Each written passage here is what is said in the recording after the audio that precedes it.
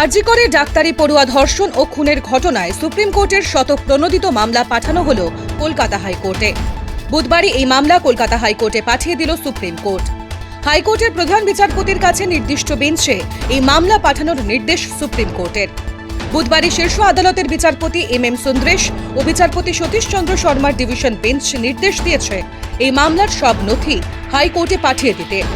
পাশাপাশি শীর্ষ আদালত সিবিআইকে নির্দেশ দিয়েছে তদন্ত সংক্রান্ত যাবতীয় স্ট্যাটাস রিপোর্ট আদালত ও ছাত্রীর পরিবারকে পাঠাতে হবে। 2024 সালে শতপ্রণোদিতভাবে এই মামলা নিয়েছিল supreme court.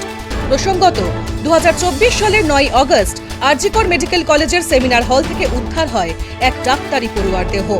Civic volunteer Sanjay রায়কে গ্রেপ্তার করে পুলিশ। এই মামলার তদন্তভার যায় সিবিআই এর হাতে। 25 জন সদস্যের তদন্তকারী দল গঠন হয়। এরপরে চলতি বছরের জানুয়ারি মাসে সঞ্জয় রায়কে দোষী সাব্যস্ত করে শিয়ালদা আদালত। আমৃত্যু কারাবাসের সাজা শোনানো হয় সঞ্জয়কে।